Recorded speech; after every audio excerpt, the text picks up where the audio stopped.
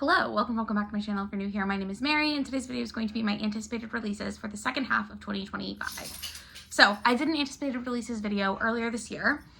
It tends to be the trend that I've noticed that a lot of new releases get hyped at the end of the preceding year, and then the release calendars, like, I don't really pay attention to them after like the first couple of months of the year. I did do a video talking about my early 2025 anticipated releases, and this is just going to be July to the end of the year. I don't have a ton that I know of right now. However, if you saw my recent videos, you know that I'm doing Herkid, the hardest reading challenge you'll ever do, volume 2. And one of the prompts in Herkid is to read a book from every month of the year and to read it within 60 days of its release. It's the new releases challenge, if you will. So because of that, I am wanting to get more on top of new releases so that I can know what's coming and schedule my library holds accordingly, because my July one, I think, is going to be a doozy. I have a couple things on hold. I'm hoping some of them come in, but I just want to go through some of these books that I'm anticipating coming out this year, and then potentially find new books that are coming out in the second half of the year that I can add to my TBR and keep an eye out for my library to get copies of them. So I'm gonna start with the ones that I already know are coming out that I'm excited about.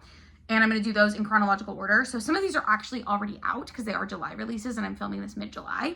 But the first one that I want to talk about is called Tenderly I Am Devoured by Lyndall Clipstone. This is a YA romantasy book, and I don't know how romantasy it is, but it's supposed to be for fans of Saltburn, which is a crazy movie to comp a YA title to, I think. For the Wolf, which I have not read. House of Hollow, which I love, okay? And so I'm really excited. So see, moody, monstrously gothic. It's called romantasy, okay, in which a young woman must bind herself to a dangerous, I don't know how this word is pronounced, Chthonic, Chthonic, unsure, I don't even know what that means. I'm gonna look it up in a second. Demon. So she binds herself to a dangerous demon with the help of the son of a rival family to save her family's legacy and herself from ruin. I'm not going to read too much further than that, but I am excited for this one. I can't tell if I really like or really hate the cover, so you'll have to let me know how you feel about it. I feel like in theory I like it. I just wish it wasn't so muted. Like, I almost wish it was using darker tones rather than the like pale gray white that it has going on. But anyways, that's one of the books that I'm very anticipating. Another July release that just came out on July 8th is called Finding Grace by Loretta Rothschild. And this is a debut, which I'm excited about. It's like a literary fiction. It's also tagged as romance, but I don't know if it's going to be super romantic.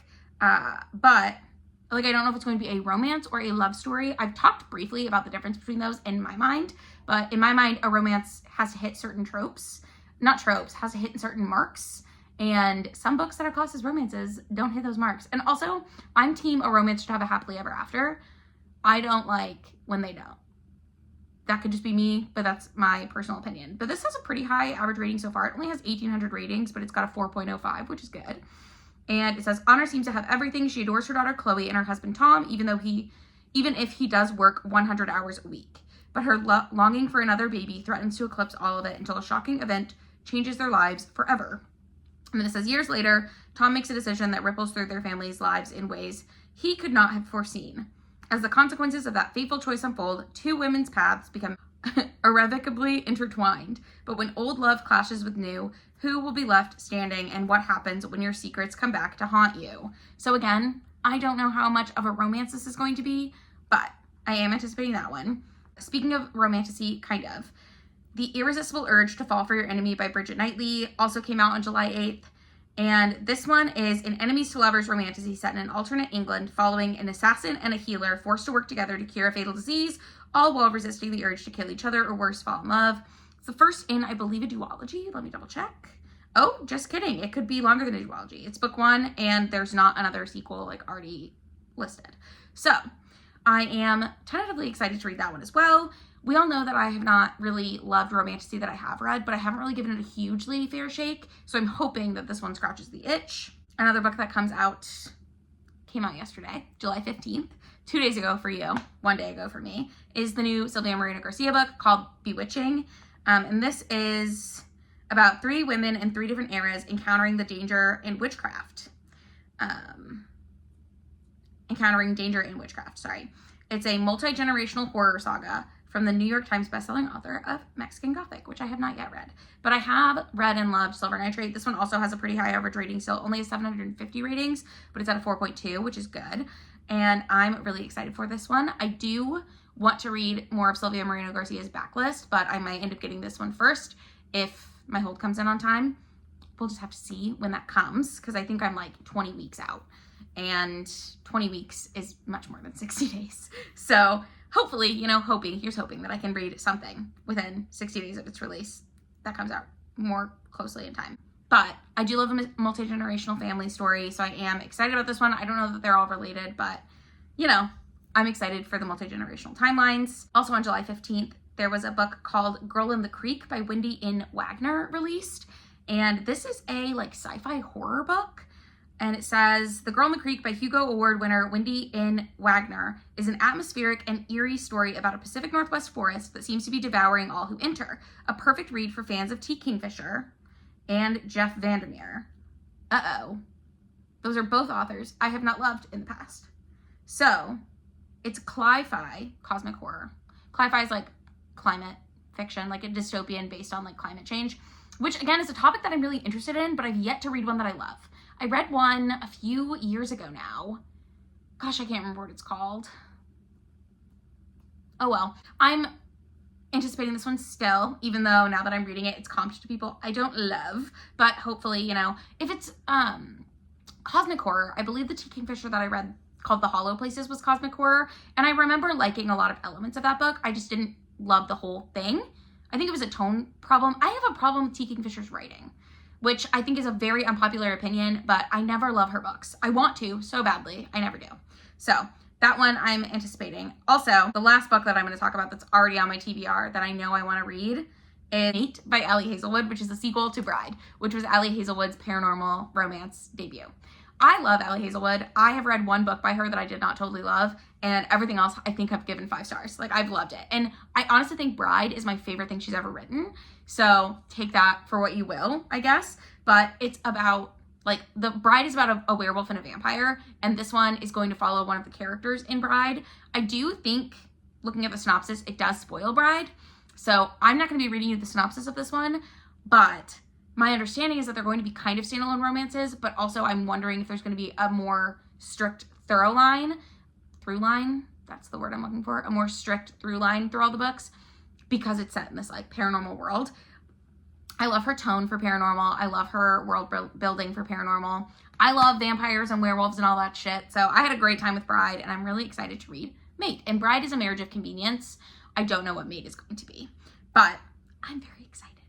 Okay, so now that I've done that, I'm going to go through some other books that look like they're on other people's top list of the year, kind of in no particular order.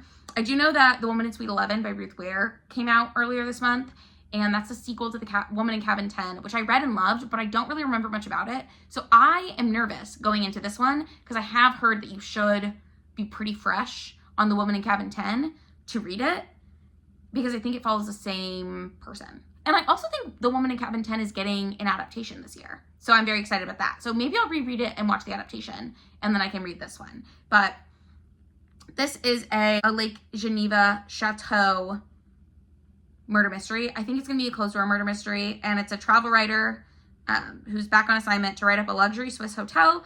But when her billionaire host goes missing, the job turns into an extended chase scene across Europe. So it's not a closed circle mystery. It's an extended chase, which is kind of how The Woman in Cabin 10 was, if I'm remembering correctly.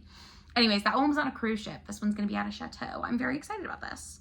I don't typically love procedurals, but she's not a cop. She's a travel writer, so I'm going to sort of let it slide for now.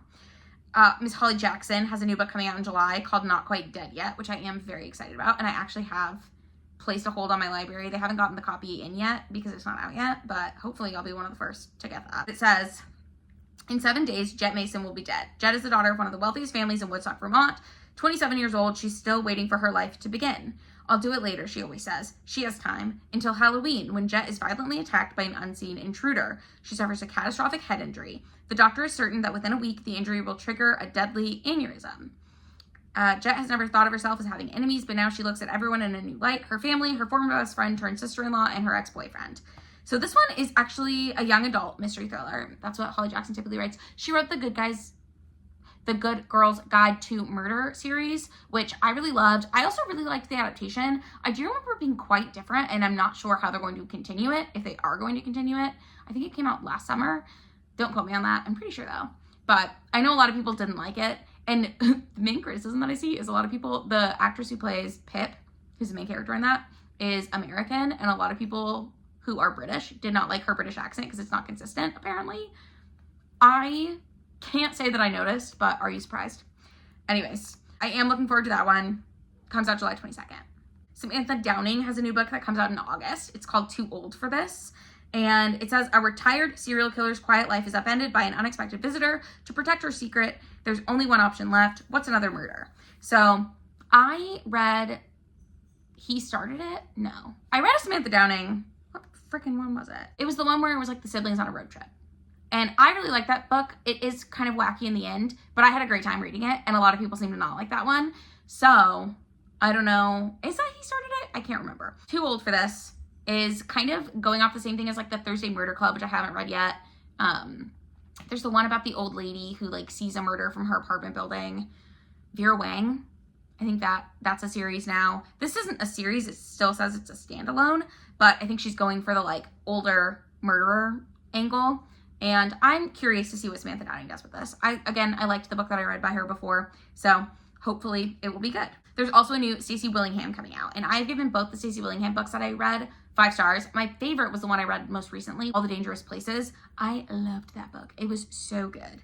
But this is another pulse-pounding new Southern thriller from the author of runaway bestseller A Flicker in the Dark. That was the other Stacey Willingham that I read that I really enjoyed. So this is another mystery thriller. 22 years ago, Claire Campbell's older sister Natalie disappeared shortly after her 18th birthday.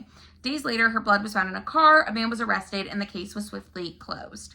In the decades since, Claire has attempted to forget her traumatic past by moving to the city and climbing the ranks as an investigative journalist until an unexpected call from her father forces her to come back home and face it all anew. So, Forget Me Not comes out August 26th. And I think it sounds pretty good. I'm excited for it. R.F. Kuang has a new book that's coming out on August 26th as well. It's called Coup de Basis. I have not finished the Poppy War trilogy. I need to do that before I forget everything that happens in book 1 and 2. The reason I haven't finished it is because I really enjoyed book 1 and then was looking forward to book 2 to see if I would enjoy it even more. And I did not like it even more. And I don't know how I'm going to feel about book 3. If you're new here, I'm not really into military fantasy, and I know that this is literally a military fantasy series. That's like all it is. I don't love battles in books. I find that I tend to zone out during them. I don't pay attention during them. I don't like it when the magic is strictly tied to battle and war. I just find that boring to read. So hopefully this is not that. But, oh, it's not. This looks like it's going to be Dark Academia. Yes. I also read Babel by R.F. Kuang and really enjoyed it. So I'm hoping to like this as well. It says 2 graduate students must set aside their rivalry and journey to hell to save their professor's soul, perhaps at the cost of their own. This sounds really interesting. So I just read Hellbent by Leigh Bardugo, which is a sequel to Ninth House. And I am very interested in books that travel to hell. That's all I'm going to say about it, but I think that's going to be really interesting. I do love Dark Academia.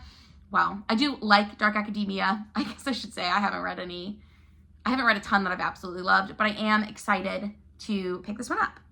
So this already came out in June, but I'm going to talk about it here because I didn't see it in June, and in case you haven't seen it either, Jason Green, who is the author of the memoir Once More We Saw Stars, which I read and loved. It is a very heavy book. It's about grief. It's about the death of his toddler.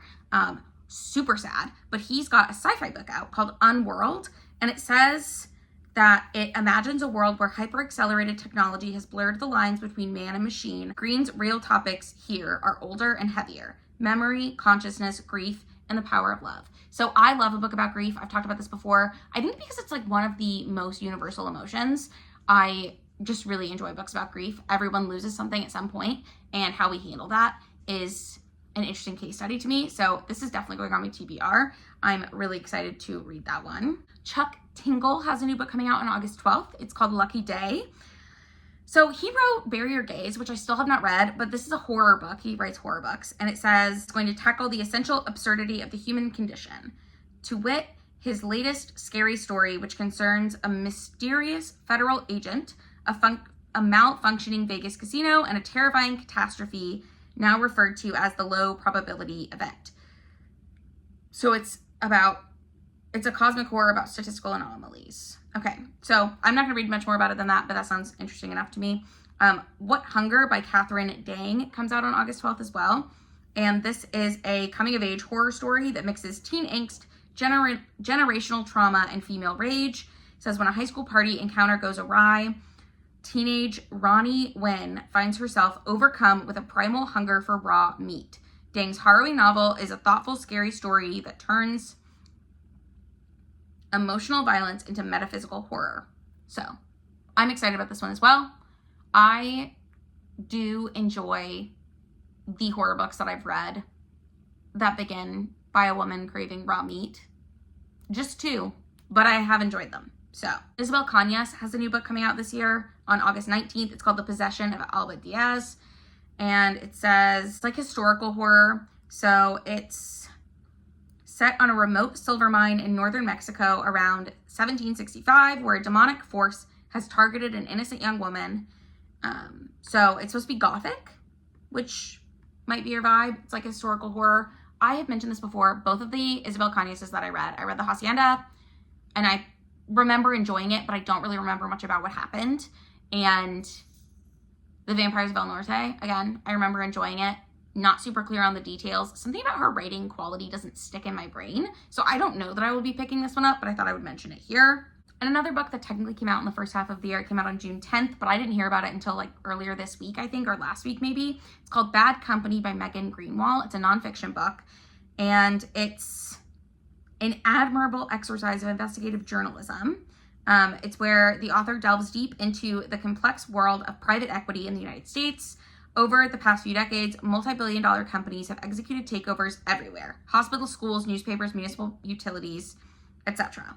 Through the stories of 4 American workers, Greenwald assesses the ongoing damage to our economy and to our communities. So this is something that I'm really interested in, just because private equity has become such a big thing in recent years. At least I've become aware of it in recent years, and it is kind of freaky when you think about it. Another sequel to a book I haven't read yet comes out this year, The Strength of the Few, which is the sequel to The Will of the Many. It's supposed to come out on November 11th. This is a fantasy book. I think it's based on like Roman history, the Roman Empire. Don't quote me on that. I haven't read this. I've been told that I should by multiple people, so I probably will at some point, but I just wanted to point it out to you. It's The Strength of the Few by James Islington. Unclear. But anyways, that comes out in November, so if you're excited for that one, it's coming out this year. On September 16th, Julie Berry is releasing If Looks Could Kill, which is supposed to be a true crime nail-biter turned mythic odyssey that pits Jack the Ripper against Medusa. I am a little interested in this one, a little confused, to be honest with you. I don't know exactly how it's going to work, but it's supposed to be a defiant love song to sisterhood, a survivor's battle cry, and a romantic literary tour de force laced with humor. Unclear where the romance is. I don't know if they mean like romantic writing. I hope it's not a romance with Jack the Ripper, because gross. But I'm excited for this one. I am confused though. It's set in New York City in 1888. So maybe it's just like based on Jack the Ripper. Not clear totally. But I am looking forward to that. Comes out in September. Another mystery thriller that I'm looking forward to that comes out in September, on September 16th, is I Killed the King by Rebecca Mix and Andrea Hanna. This is supposed to be One of Us is Lying meets Knives Out with beasts, murder, and magic. And it's a thrilling, locked room, whodunit, YA fantasy duology. So it's the first book in a duology, I guess. So I'm excited for this one as well. I do like me a locked door mystery. It's one of my favorite mystery tropes, is when they're all contained in a space. I really enjoy that. I'm excited for this one. I haven't read anything by either of these authors. I've never heard of them before, but I Killed the King is a great title. And I like Knives Out. I haven't read One of Us is Lying yet, but I do intend to, so maybe someday. Mindy McGinnis has a new book. I think I've read something by her before, but I don't know what it is. But it's a YA contemporary book called How Girls Are Made. It's supposed to be coming out November 18th. And it's supposed to be a bold, sobering YA book that dives headfirst into the tangled realities of girlhood in the digital age. So I love a book about girlhood and female friendships. I don't know if you know this. I was once a girl. Anyways, I'm really excited to read this one, and I hope that it's good. On August 12th, A Game in Yellow by Haley Piper comes out. I believe this is a retelling of The King in Yellow, which I have read and thought was fine. But it's supposed to be batshit erotic horror thriller, a batshit erotic horror thriller, I guess, in which a lesbian couple looking to spice things up goes down a hellish rabbit hole when they discover a disturbing masterpiece that gives dark pleasure in small doses and delivers death to those who ask for a bigger slice. Sounds a little like Hellraiser, not gonna lie. I mean, I probably won't have the, what are those fucking people called? With the pinhead and stuff. But that's like the premise of Hellraiser, right? You're like looking for pleasure and they give you pain. There's a translated work in here. So I don't know if the original book is coming out or if just the translation on September 2nd. It's The Wax Child by Olga Raven, translated by Martin Aitken. I hope I'm pronouncing either or both of those names correctly. It's a historical look at witches and witchcraft in Denmark in the 1600s. It's apparently narrated by an actual wax doll created by one of the accused witches. So, interesting. I'm excited about that. Sarah Gailey has a new book coming out this year, which I'm very excited that I looked at this list because I have not heard of this so far. Sarah Gailey wrote Bright Women Wanted, which I reread recently, and I really like. It's a novella about lesbian librarians in the 1800s. Very good. She also wrote Just Like Home, which was one of my favorite books of last year. Absolutely love that book. This is called Spread Me. It's supposed to be full gore, not for the faint of heart or stomach. It's a riff on John Carpenter's The Thing, but it's set in the desert. And it's supposed to be sexy and scary as hell. So we'll see. I'm excited about that one. Again, I really like Sarah Gailey's writing, so I think that'll be a good one for me. On October 7th, Vampires at Sea by Lindsay Mirbaum is coming out. It's supposed to be like What We Do in the Shadows, and it's supposed to be the opposite of Twilight. So that's interesting. It says immortal beloveds Rebecca and Hugh are on vacation. Against a backdrop of ongoing war, the pair of chic, emotional vampires from San Francisco set off on a queer Black Sea cruise, eager to relax, join an orgy, and feast upon their fellow passengers' desires and sorrows. When Hugh becomes enchanted by an alluring and possibly magical non-binary social media influencer named Heaven, Rebecca's reality collapses and her true nature is unleashed. It's a smutty horror comedy featuring unbridled narcissism. We'll see. I don't know if that sounds good or horrible, but I will read it and find out. So I think I'm going to go through the rest of these really quickly, but that might be the last one that I talk about. I lied. Olivia Blake has a new book coming out.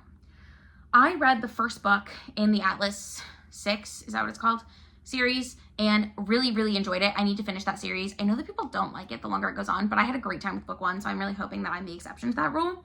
But she has a new book coming out on October 21st, and it says, every member of the house, the and house are both capitalized, the most exclusive sorority on campus, and all its alumni are beautiful, high-achieving, and universally respected. After a freshman year she'd rather forget, sophomore Nina Kaur,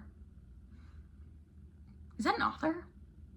No, Rupi Kaur is a poet. Anyways, knows being one of the chosen few accepted into the house is the first step in her path to the brightest possible future. Once she's taken into their fold, the house will surely ease her fears of failure and protect her from those who see a young woman on her own as easy prey. Meanwhile, adjunct professor Dr. Sloane Hartley is struggling to return to work after accepting a demotion to support her partner's new position at the Cutthroat University. After 18 months at home with her newborn daughter, Sloane's clothes don't fit right, her girl dad husband isn't as present as he thinks he is, and even the few hours a day she's apart from her child fill her psyche with paralyzing ennui. When invited to be the house's academic liaison, Sloane enviously drinks in the way the alumni seem to have it all, achieving a level of collective perfection that Sloane so desperately craves. Also, alumni, she spelled it A-L-U-M-N-A-E. Isn't alumni with just an I already plural? Why would she do that? Anyways, as Nina and Sloane each get drawn deeper into the arcane rituals of the sisterhood, they learn that living comes with bloody costs, and when they are finally invited to the table, they will have to decide just how much they can stomach in the name of solidarity and power. So, that was kind of a long thing, but I'm excited to read that one as well. Great. So those are my top anticipated releases for the second half of this year. Let me know in the comments down below what your top anticipated release for the second half of the year is. Also, let me know in the comments below if you are excited or anticipating any of the books that I talked about in this video. If you like this video, give it a thumbs up. If you would like to, you can subscribe to my channel. I do try to post 2 videos every week, and I will see you in the next one. Bye!